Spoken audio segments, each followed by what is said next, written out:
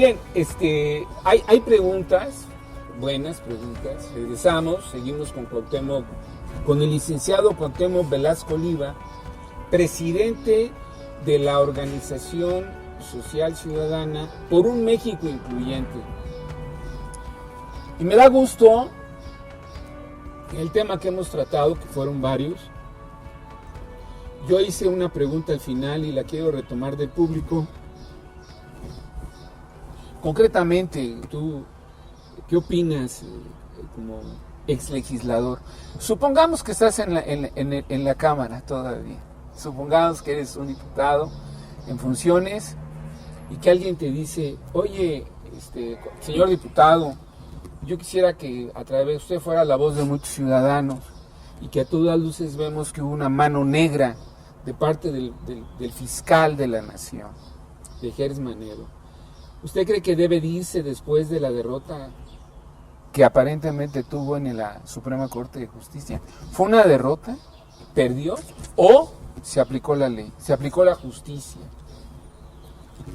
Bueno, el encarcelamiento que él promovió de sus parientes políticos, pues a final de cuentas es algo inaceptable, que de ninguna manera debe tolerarse que haga un fiscal de la República, porque es utilizar el poder, su poder, para poder o para estar en condiciones de llevar adelante el encarcelamiento de personas con una visión estrictamente personal, sin apego a derechos, sin apego a justicia.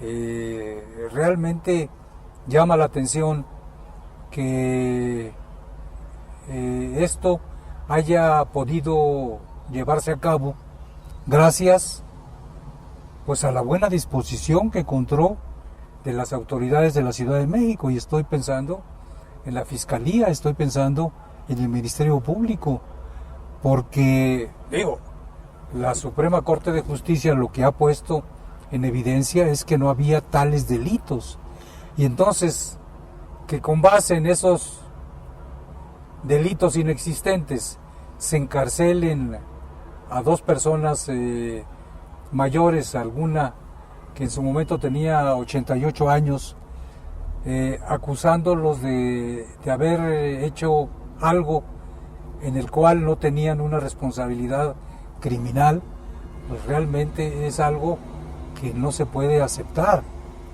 Y junto con eso hay otras acciones que ha emprendido el fiscal, que pues son también inaceptables. Esto que promovió para recibir de parte del CONACYT un nombramiento como investigador, alterando información, es decir, plagiando información o textos, pues es algo también que no se puede aceptar. Y así como eso, pues ha quedado evidenciado también la enorme fortuna que ha podido ir acumulando y que no ha hecho pública. Ha mencionado algunas cosas, pero otras no. ¿Qué es lo que quiero decir? Pues que tiene un conjunto de acciones que como procurador o como fiscal no es factible que se puedan aprobar. Yo creo que un agente como él no está cumpliendo con los preceptos éticos que debe tener una fiscalía y un fiscal en particular. En la parte pública, en la función, la investidura pública que él representa. Claro.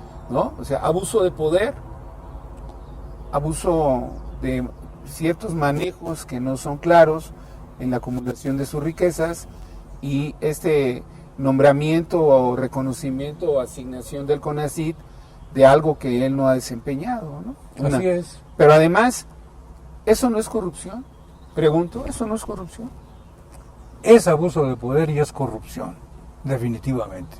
¿Merecemos el país un fiscal que aplica la ley corrupto? Claro que no merecemos un fiscal así. Yo creo que eso le hace un gran daño a México. No puede ser posible que tu máxima autoridad ministerial, pues a final de cuentas, incurra en corruptelas y haga cosas, tome decisiones, impulse actos que no se corresponden con el talante que debe tener un procurador, que debe ser apegar sus actos a derecho, utilizar el poder para que se aplique la justicia, de ninguna manera incurrir en actos de corrupción y conducirse en el marco de un Estado de Derecho, porque si él no respeta ese marco de derecho, si él no se ajusta a la legalidad, pues digo, ¿qué podemos esperar de todos los ministerios públicos federales a nivel nacional, ¿no? Lo que hace la mano, pues normalmente... Lo que hace la mano hace el atrás. Hace el atrás, ¿no? Pues digo, él ya puso el ejemplo. Oye, Cuauhtémoc, saliendo de la parte pública a la parte humana, como ser humano, ¿cuál sería tu valoración hacia este hombre que actúa de esa manera? En la parte humana. Imagínate nada más lo que es encarcelar a una persona de 88 años y mantenerla ahí durante mucho tiempo. Digo, se requiere una deshumanización, se requiere un odio, se requiere una insensibilidad sorprendente, porque efectivamente no solamente es el incumplimiento de la ley, sino la parte humana, ¿no? Lo que tú esperarías, pues que haya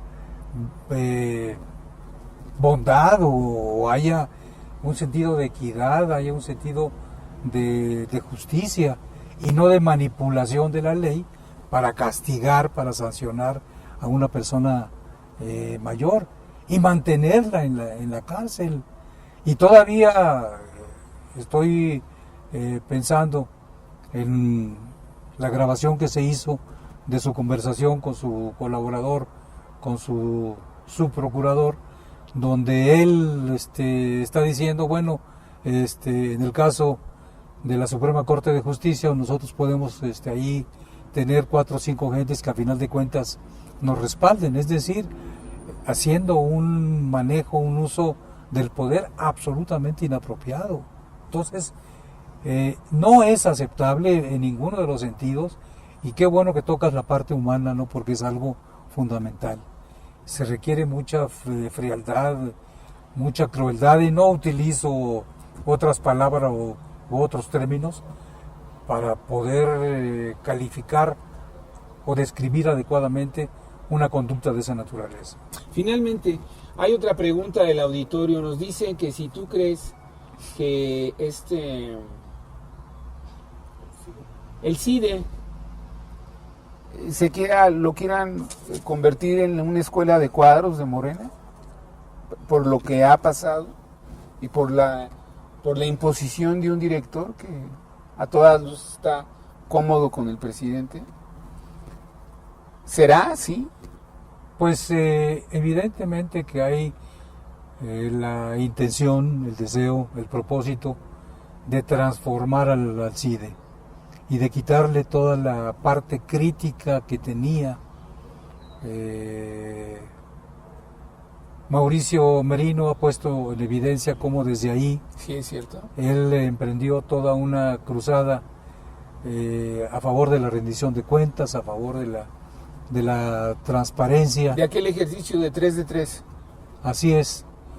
Y consecuentemente, al suprimir este tipo de acciones académicas, pues lo que se está buscando es que haya una subordinación y que los cuadros que forme el SIDA sean cuadros sumisos, acríticos, que pues vayan con el régimen, que aplaudan las acciones de gobierno y que de ninguna manera critiquen o cuestionen medidas de gobierno o decisiones que son inaceptables y que deben de merecer una condena o una crítica consistente, firme, de manera tal que a final de cuentas prevalezca este sentido de una educación que responda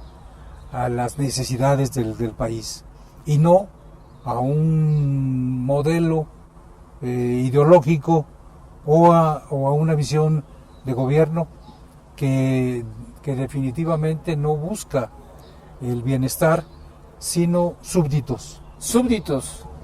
A quienes pueda súbditos manejar a su antojo. Nos vamos con esta palabra, nos despedimos, ahora sí, de esta charla, entrevista en Mangas de Camisa con el licenciado Cuauhtémoc Velasco Oliva. Y me voy con esta idea.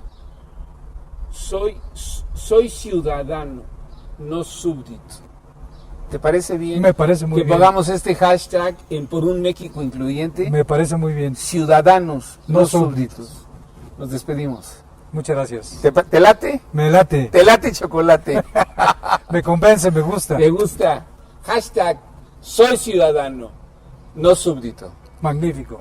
Nos despedimos y agradezco mucho a mi equipo, a Fernando Vela, Elis O3, a Carlos Marín y como siempre agradecido con el mejor lugar en el norte de la ciudad, el Nopalito, su dueño Héctor Loyo, su gerente general Javier Arriola y el capitán Melo, que hoy andan en junta todos, están allá en un meeting de capacitación y estamos aquí contentos, pero ahorita nos vamos a echar algo. Espero que ya el servicio ya es la 1 de la tarde, ya debe de ser.